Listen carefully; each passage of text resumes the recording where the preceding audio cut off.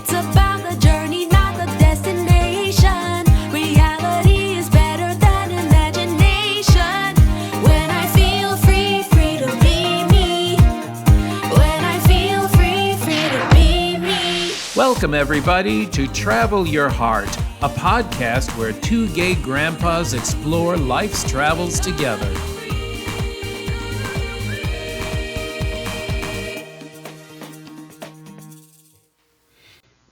Hi, everybody. It's Grandpa Bobby. Grandpa Scott. And welcome to the inaugural podcast, Travel Your Heart, Episode 1, brought to you by Two Gay Grandpas. Yay! That would be us, yeah. So tell me, Grandpa, what the heck are we doing here? What is this all about? Well, this is all about two things, really. And one is, of course, this podcast will be about our travels. You know, we've been around to over 20 countries, 40 states here in the United States. But also, we wanted to kind of open it up a bit and talk about things that we call travel through life experiences, thoughts and experiences that we've had on our travels, or things that are related to what some of our subscribers and followers have asked of us and that we wanted to expand upon. So what are we titling this first episode? Oh, you know, I thought it would be Getting to Know Us. Oh, Getting to Know Us. Well, Getting to know us. Wait, you don't like my singing? No. I hear Marnie Nixon dubbing over your voice. That was Deborah Kerr in King and I. No, it was not Deborah Kerr in King and I. Not Deborah, no. No. No? You didn't sing? No. She didn't sing? No. Marnie was off stage dubbing. I never saw her in the film. Like I said, she was off stage. Maybe she was under the big dress. That's a real possibility. So wait a minute. So you're telling me that Natalie Wood didn't sing in West Side Story? No. My childhood illusions shattered on the floor. You know what? I really am beginning to think you're going to lose your gay card, dude. Okay? Absolutely. Okay, back on track. So why did we start this podcast? I mean, there are so many podcasts out there. Why do they need another one? Boy, that's the million-dollar question, isn't it? Well, there's no podcast like the two of us. We are unique. Yeah, they're not out there. And, you know, we've had a lot of experiences. Is that a nice way of saying we're old? Yeah. We've been around the sun a few more times. Quite a bit. And so I think those experiences and adventures and life experiences could really be beneficial to those that want to listen. You know, there are not also a lot of older gay couples, you know, due to obviously the AIDS crisis out there. So maybe our perspective is a little different and might be insightful for some people to learn things and hopefully gain some insights. You know, surviving can do that. Mm-hmm. You know, being a survivor can give you some definite perspective and insights, and talk about reframing the pictures. Yep. Well, so if we're going to tell them a bit more about ourselves, why don't we give them a bit of background about each of us? So why don't you start? Oh, I'm going to be the sacrificial lamb. Well, you are the elder of the two. Once you give to the elder. Age before beauty. Go first. Well, I was born in eastern Utah in a coal mining town. And before you say it, I will. I was born in the first half of the last century, right? But not in a log cabin. Well, close. Okay, not in a log cabin.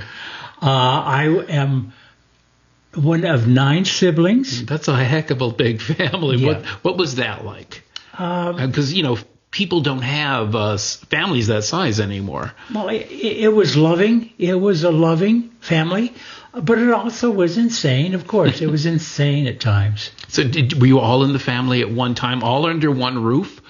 Thankfully not. It was really weird. The dynamics in the family was the first 3 were much older, and some of them were moving out and getting married when I was, really young, 2 and 3 and 4.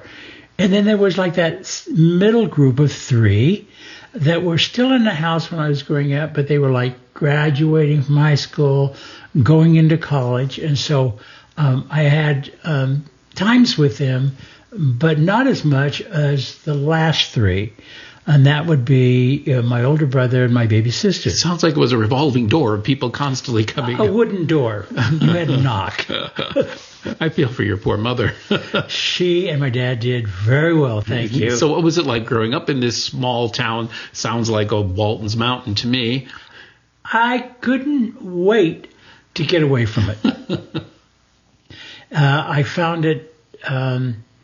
There were some nice things about it in terms of it was culturally diverse because it was a mining town. I mean, I heard all kinds of different languages: Czech, Hungarian, Italian, Welsh, and that was kind of neat. You know, that really was eye-opening.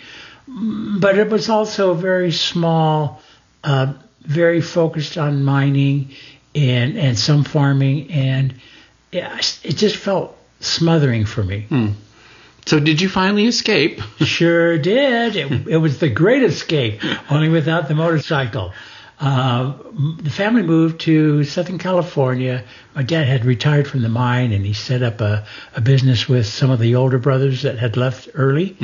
And I then went to high school in Southern California. That must have been a big culture shock, the difference between Southern California and a small mining town.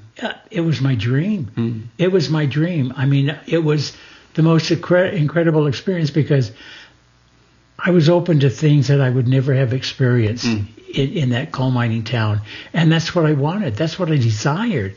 So, no, it was my dream. And that I was going to make the most of it. I did graduate high school, went to college, got my degree in sociology. And I guess the next big step was I met my wife. You were not the first spouse. I was not the first. No, you weren't.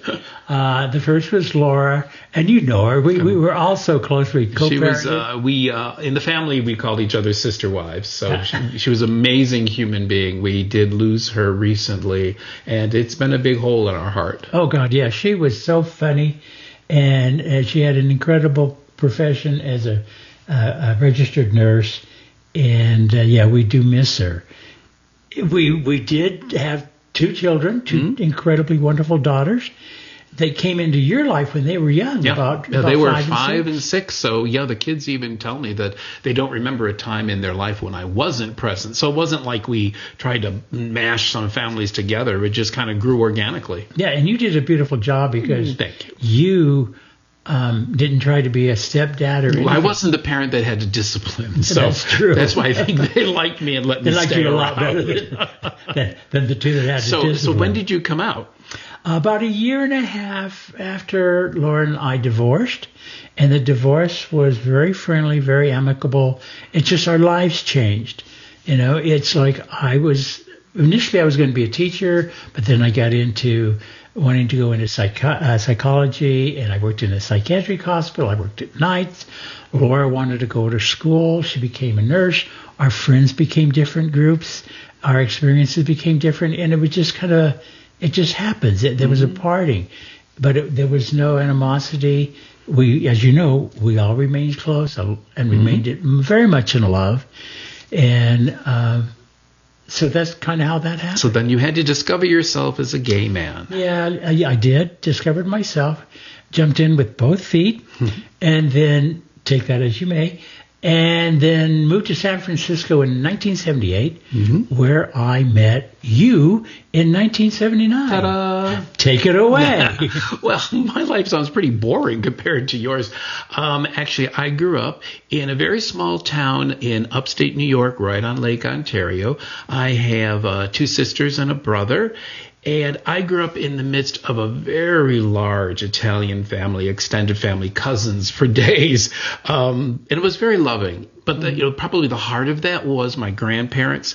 Now, in an Italian family, typically it's the maternal side that is really dominant, and you spend more time with them. Now, my paternal grandfather passed before I was born, and I had a lovely paternal grandmother, Grandma Rosie. She was a lovely lady. She did have a lot of health issues. We didn't see her as often as I saw my maternal grandparents. My maternal grandma and grandpa I saw every single week. And as I mentioned to you, it was probably the most loving relationship that I've ever had, besides you, because they're loving. Say that. Their love was unconditional. And Yeah. as I became a grandparent, I always knew I wanted to model my behavior on what I experienced with them. Yeah, and that is so strange because I had no such relationship with my grandparents. No. My grandfathers both had passed when I was like 1 or before. My grandmothers, my mom's mom, I think I met 2 or 3 times, and really my only distinct clear memory of her was when she sent us these little cartons. It was Easter time, and she sent us these little cartons of marshmallow Easter eggs. But that stands out very clearly about Grandma Icy. And then my dad's mom, Grandma Gertrude, lived in California with one of my uncles, and she had like an in-law. And I was like maybe 2 or 3 times I really met her, and unfortunately the 3rd time was her funeral. Oh, that's sad. So there was no relationship. Yeah, like that is you something had. you can't make up. Yeah. It's just a wonderful gift. So my childhood was pretty idyllic until I was nearly 13 years old, and that's when I lost my dad. Mm-hmm. My father was a World War II hero. He was landed on the beaches of Normandy on D-Day. Yeah. And unfortunately, he was wounded in the war, and his health suffered after. He was a disabled American vet, and he passed away just before I turned 13. And at the time, it was of course sad, and I didn't realize how young he was. He hadn't even turned 49. Yeah. And what's really amazing is when I turned 49 and realized just how young he was. And I feel so badly that he was cheated, and then I didn't get to spend that time with him. Yeah. So, it was difficult going through adolescence without a father, but, made it through. May I ask you a question? Yeah. Your dad, did he ever speak to you or your brother or the family about his experiences in World War II? And that was very typical. They sheltered us from it. They kept it. My mother later told me he'd have nightmares, but they never shared with us. They always wanted to protect us, which is loving in a way. But now, as an adult, I wish I could have those conversations. Yeah. But anyway, as a child, about that time is when I wanted to become an architect. And the funny thing is, I used to watch my favorite TV show was Mr. Ed. I don't know if you remember that. It was the Talking Horse. Yeah. It was Talking Horse. And Wilbur Post was his owner. And Wilbur Post was an architect who had his office in a barn. Now, on black and white TV, that just sounded really hunky-dory, but can you imagine what that smelled like? Yeah, I can, because we had 2 horses when I was a kid. And not only was there the stink, there was horse flies. He brought his clients there, but it was Hollywood. So that's when I decided I wanted to be an architect. I was not like those that say they wanted to be Mr. Brady on the Brady Bunch. Oh, no. I went to the original Wilbur Post. And you wanted to be Mr. Ed? Yeah, I wanted the horse, though. Unfortunately, it doesn't come with it. So I went to college here in Arizona, University of Arizona. I got my degree in architecture, and I've been practicing interior architecture ever since, about 46 years almost. And after college, I moved to San Francisco because it was 1971. I had just come out my last year of college. 79, excuse me. That would have really dated. Yeah, I wonder, did I sleep through 8 years? So 79. And that's where we met and have been together ever since. Ever since that July 13th. It was a lucky day for us. Yeah, it was a Friday the 13th, too, which is pretty auspicious. So we lived together in San Francisco for many years. And then our grandkids started coming. Our daughters married, and they started having grandkids. And there was some other things that were happening in San Francisco at the time that kind of led us to the move. Why don't you speak toward that? Yeah, we are survivors of HIV/AIDS, and by that I mean we lost about 50 dear friends, and that we miss so much, and so there's that whole generation of gay men that aren't here. And oh God, I miss them. It didn't make it even to the age of 40. No. And the city kind of became depressing. Yeah. It was like a city of ghosts for us. So we had this experience of being in a city of ghosts, and yet all this birth was happening with our grandkids, and we pretty much made the decision to go and be around the grandkids, see them, grow up. So we wanted something new. We needed a new start. Yeah. So we moved to Southern California, where we had watched every single one of them grow up. We have 6 of them, ages 9 through 30, if you can believe that. And it was one of the best things in our life is to be able to be a grandparent, to do what my grandparents did to me, to offer that to them has just been wonderful. And for me, your stories about your relationship with your grandparents made me realize that that's the type of grandfather I wanted to be, grandpa I wanted to be. I didn't have that to draw on, so I drew upon what you talked about and said, that's what I'll do. Spoil them rotten. And having the grandkids, coinkydink, pretty much led us to the point a whole new adventure. Why we started in this whole social media thing. So recently, about a couple of years ago, we decided as moving toward retirement. We're not retired. We still own our own business. And we moved here to Arizona. But we wanted to stay in touch with our grandkids. We wanted to communicate with them. So Grandpa Scott came up with a wonderful idea.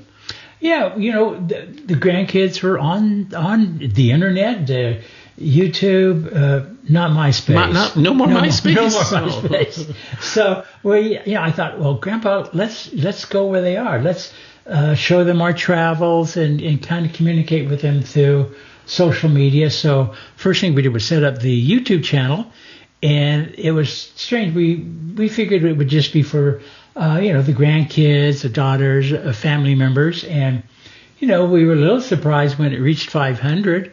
But we figured, really, we just figured, some people are picking up, how wonderful. But then we had that wonderful random act of kindness, that's all you can call it, from the influencer.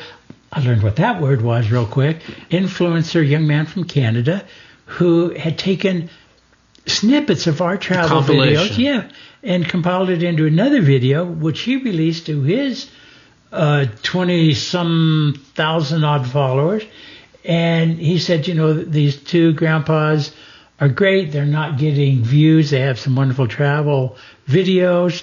Let's show them some love and let's change their life. And oh boy, has it. He did, and they did, because it seemed like overnight we had 1,000, then it was 5,000, then it just bloomed to the point on YouTube where we're over 97,000 right now. On Instagram, about 135,000.